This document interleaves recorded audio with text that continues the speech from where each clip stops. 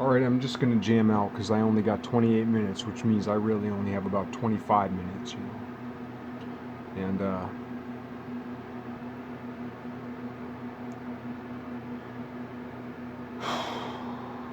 I haven't been studying things very long. Um, but, when folk talk about the Bible,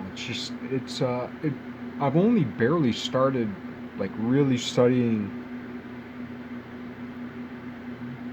the Bible at all, but so far as Moses is concerned, so far as Israel is concerned, like, it's driving me crazy. It's driving me crazy. It's driving me crazy that there's so many people. Here's the here's the problem. Are you interested? Are you interested? Let me turn the light on.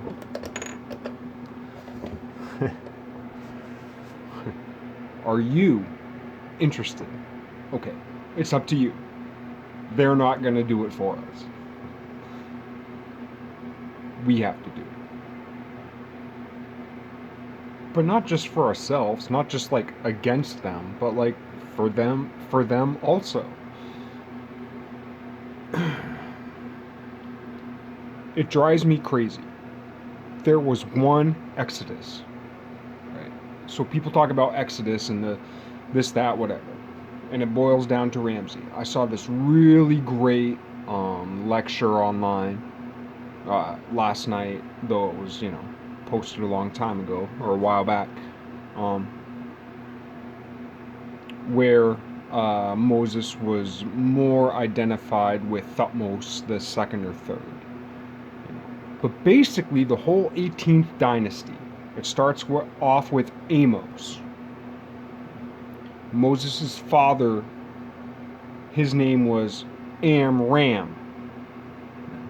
Ram is the horn.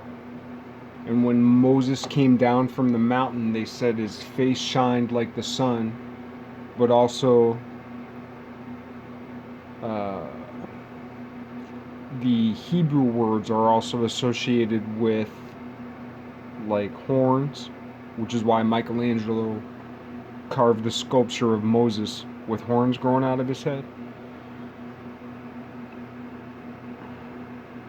Amos, the first of the 18th dynasty. Ramses, pretty much coming right after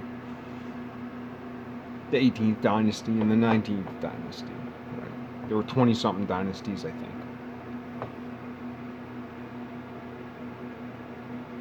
But like the whole 18th dynasty, you got Amos, you got Thutmoses, Amoses, Thutmoses, and you end off with Ramses, which a lot of people often call Ram-Moses, except it was Ramses. Now, in the age of Akhenaten, the heretic of Egypt, Akhenaten, the standalone, 100% totally different person of Egypt. There's like all of Egypt, 2,000, 2,500 years, Egypt. And the one fucking dude who stands apart, well, most people know King Tut, who supposedly is Akhenaten's son. But Akhenaten stands apart. Now in the Bible, when they're talking about Moses, which was the word that his Egyptian mother gave him, which is something like pulled from the water or whatever, though most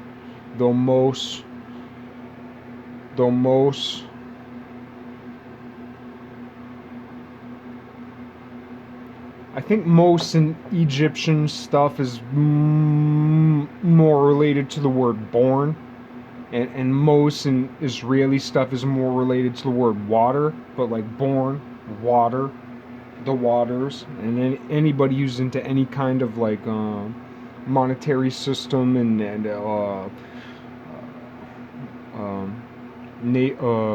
maritime law, like the whole idea of birthing, a birthing port, a birth, water. That's why supposedly our birth certificates are tied to maritime law. It's also interesting that all of our national flags have except for in the Republican Party convention, but besides the Republican Party convention last time, all flags have the gold fringe around it, which means we're in martial law. And I heard back on NPR like 10 years ago that there was some legal thing that happened where all defense in the United States was placed under the command of the Navy. I'm sure it's a fine point. I'm sure it's a fine hair to split, but I heard it on NPR like 10 years ago. I was right down the road. I was almost home. They were like, yeah, blah, blah, blah. And by the way, all the branches of the military are under the Navy. Okay, so it's like we got all this yellow fringe on the flag, which means we're in martial law. All martialness, militariness, is under the Navy. Everything's maritime law. But anyway,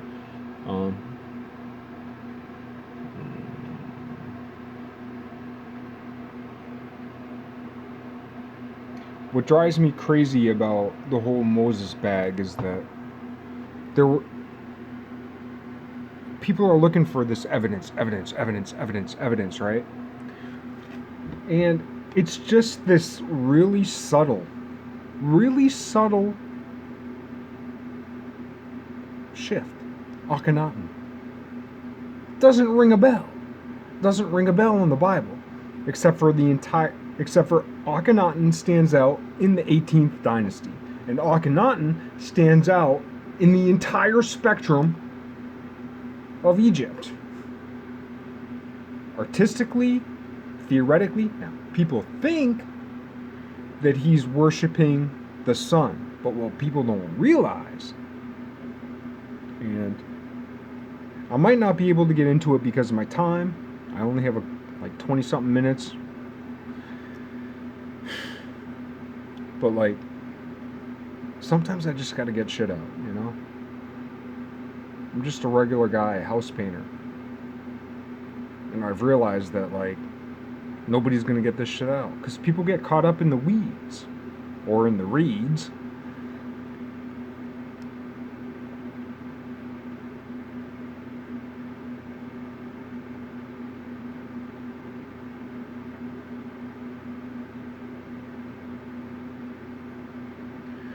In the 18th dynasty, from beginning to end, there was between, or it's estimated that there's between in the Egyptian Empire, there's about, I mean, this is rough, 2 to 3 million people.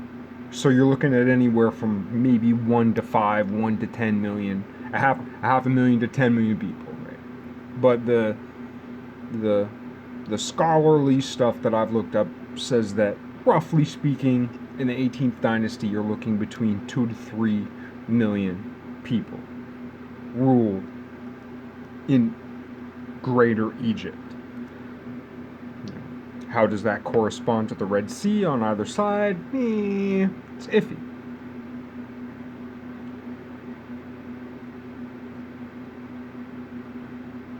I forget which book it was in, whether it was in Exodus or Deuteronomy.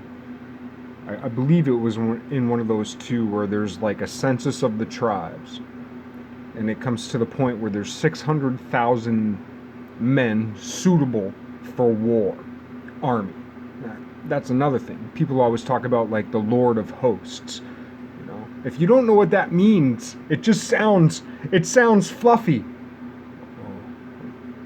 Before I go any further, let's have a little sacrament for the bloodless sacrifice, and not just the bloodless where we drain the blood so there ain't no blood, but the blood, the sacrifice where there ain't no draining, the bread and the juice.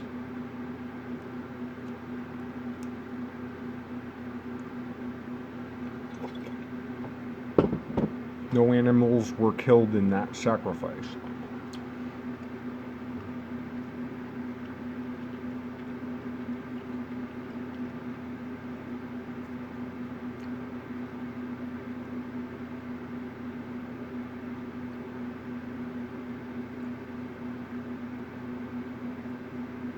$600,000 men in the army, right?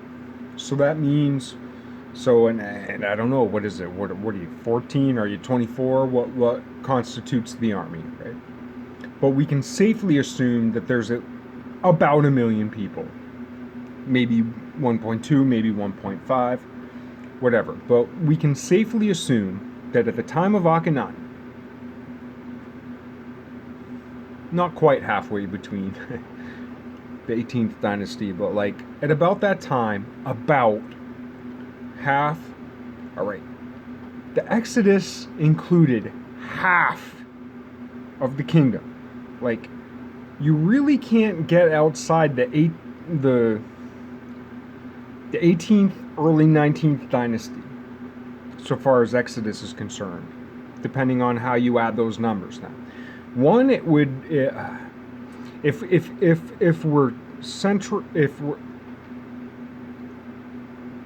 we're condensing upon that timeline of the 18th century,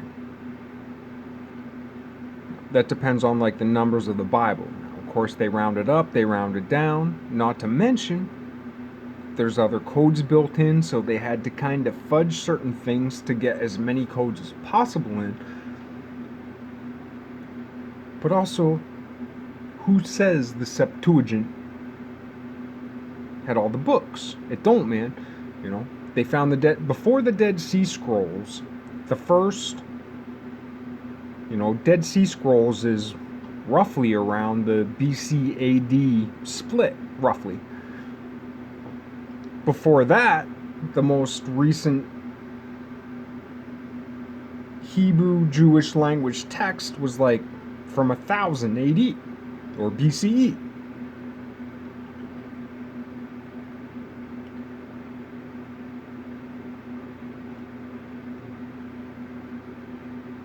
The first reference to Israel is from like 1204, supposedly, if you believe the way in which the Egyptologists have translated that.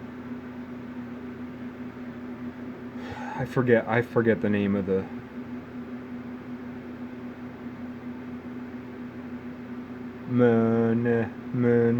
I forget the name of the stela or the stela. Anyway, it's well known. But when people are talking about how like 430 years in Egypt or 430 years in bondage in Egypt, that doesn't mean how long people were in Egypt. Because the Pharaoh because it's Joseph to Moses. It goes from Joseph to Moses. That's the time in Egypt. It goes from Joseph, who was loved by the fucking Egyptians, to Moses, who was booted out, or who left or fled or rebelled or whatever. But you're going from Imhotep. I mean, this is my thing. I'm not saying I'm right, but like in like about the 320s BC, there's this carving made on an island in the Nile. It's called the Famine Stela, right? So that's like 300 BC, give or take. And it's this huge, long fucking story in hieroglyphs, scratched differently. It looks different than any hieroglyph I've ever seen, right? Now, I'm no expert, but you'd have to be living under a fucking rock these days to not have seen thousands of fucking hieroglyphs, right? You'd have to be living under a rock. You don't have to know what they mean.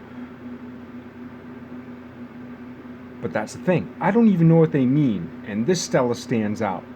The Famine Stela. It was carved on an island in the middle of the fucking Nile.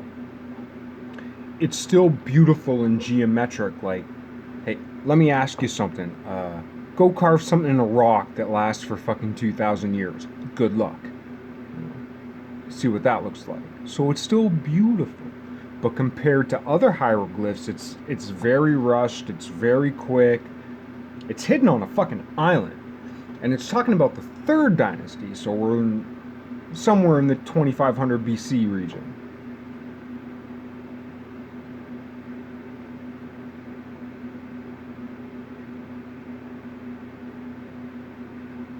Or I'm sorry, I think I misspoke before, between AD and BC, before Common Era, CE Common Era. So CE Common Era, AD, or BC before Christ, AD Anno Domini, CE Common Era, same thing, all that. And then BC or BCE, before Christ or before Common Era. It's a workaround, you know. But anyway, this thing was made in 300 BC about something that happened like 2,200 years earlier in the third dynasty. And what it talked about was a pharaoh who had a dream, blah, blah, blah, 7-year famine, da, da, da, just like in the fucking Bible. And then it wasn't Imhotep, because we call him Imhotep. No, it was a priest of Imhotep.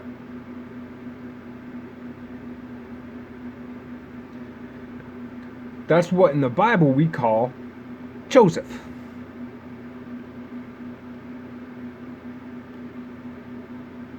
And it's not uninteresting that that Imhotep was a high priest, or we don't know what his name is, but he was a high priest of Imhotep under the pharaoh Joseph.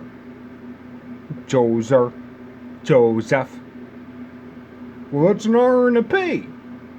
But yet, in the Bible itself, P's and B's, closely related phonetically.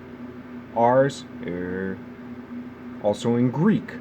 What looks like an English P sounds like an R. It's the road.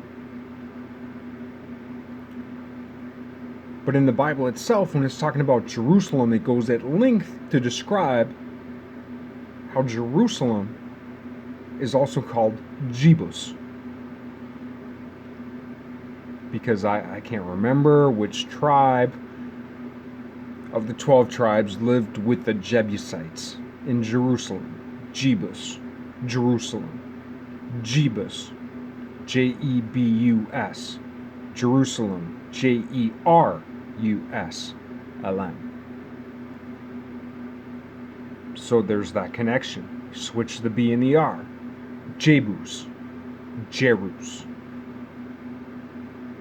P. Switch the B and the P upside down. Switch the Joser with the Joseph. Joseph. Just saying. Just saying. And I've heard that, like, in the 1800s, it was like a big deal because it came up this, they found this thing and it's like, oh, it's a huge deal. And then people were like, oh, well, it's a common theme about the 7 years and except for this one thing. Like, if you're looking for things, I don't even know if it's right, but like, if you're looking for evidence, the whole bag with the Old Testament in Egypt has to do with between Joseph and Moses. And if you're looking for Joseph, Imhotep is the motherfucking guy. Especially considering the fact that Djoser was the first pharaoh who considered himself divine. In the sculptures of Djoser, very humanistic, very straight, in a certain sense hearkening back to what people call the Mesopotamian or Babylonian or Persian sculptures, but also hearkening toward what would come in Greece. But nonetheless, very humanistic, straight, stylized, but humanized also. In the quote-unquote sculpture of Djoser that's around third dynasty. The famous sculptures that we see of Imhotep at the same time in the same place, his priests are distinctly, I mean, I'm not much of an art historian, but the Imhotep, the famous, if you just search Imhotep and look and view images and look at like that sculpture or whatever, it relates much more back to the whole Canaanite bag. It's not Egyptian, it's a totally different style, which would relate very much to the idea that there are these two cultures in one place clicking. The sculpture of Djoser versus the sculpture of Imhotep. It's the missing link. It's the smoking fucking gun of Joseph. Period. There isn't another. That's it. So, if you're into that gig, go there. I'm not even saying it's right. What I'm saying is, there ain't nothing else. People are running around their own tail. Meanwhile, that fucking clue's right there in the middle. Because all the Israelites, they came from that whole Canaan shit. Abram was a pagan. Abraham, he didn't want to kill his son because God told him to. All those motherfuckers killing motherfuckers over there. All that Phoenician shit, all that child sacrifice. All that shit was going on.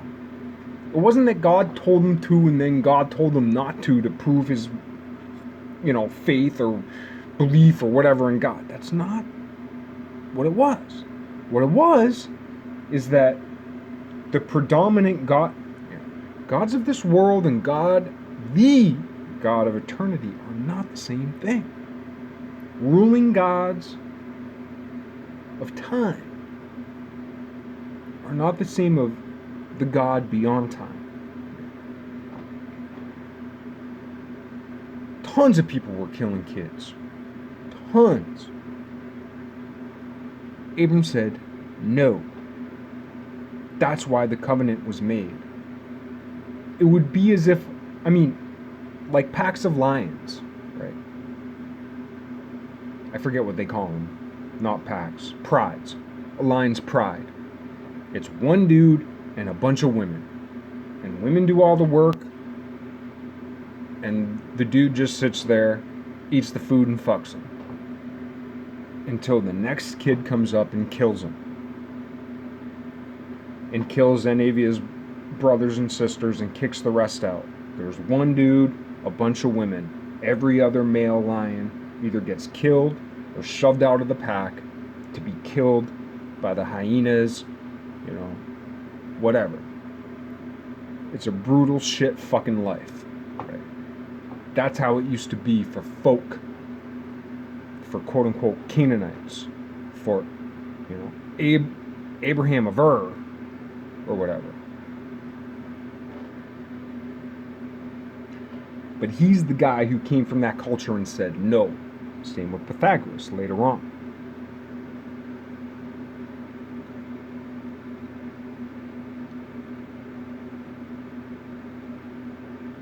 And as far as Akhenaten goes, in the Bible it says, uncircumcised lips. Who's the one pharaoh with the biggest motherfucking uncircumcised lips? Akhenaten. He also looks like a hermaphrodite. Uncircumcised, ding-dong lips.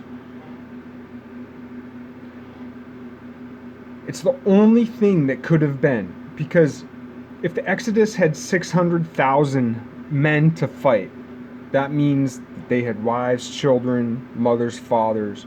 So you're looking at half of Egypt rebelled all at once. That's fucking Akhenaten.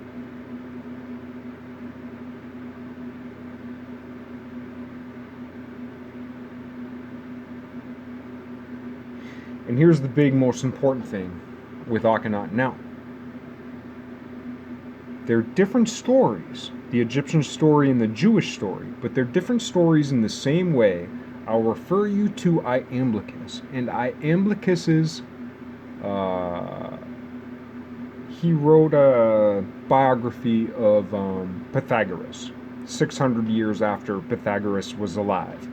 Unless Pythagoras was still alive, which he probably was. But if you listen to Iamblichus's story, biography of Pythagoras, and listen to the way in which Pythagoras gives different rules to different strata of society depending upon their understanding, you can begin to understand the way in which the story of Akhenaten and the story of Moses are the same story. Because Akhenaten, his whole bag was, and this is also connected in the Bible, Akhenaten tried to ban eating of animals, of meat. That story is related to the manna in heaven, or the manna from heaven, which I actually think is grain shipped from Ethiopia up the Nile, which they would have called down. The Egyptians called Ethiopia the land of the gods. Where's the land of the gods? Heaven. Manna from heaven. Grain. Manna. Tasted like, what? Coriander? Or, I think it was tasted like, no, not coriander.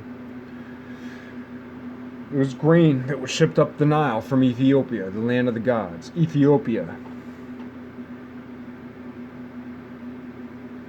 Where Akhenaten's wife was from. And Akhenaten's father's wife were from.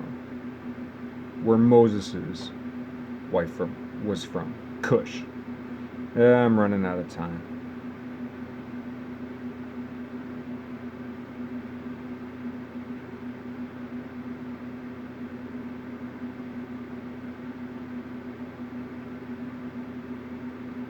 Different stories for different strata. I'll get into, at some point, why the detailed lamb sacrifice was a magical, aesthetic ploy created by a vegan to create less animal killing and not more.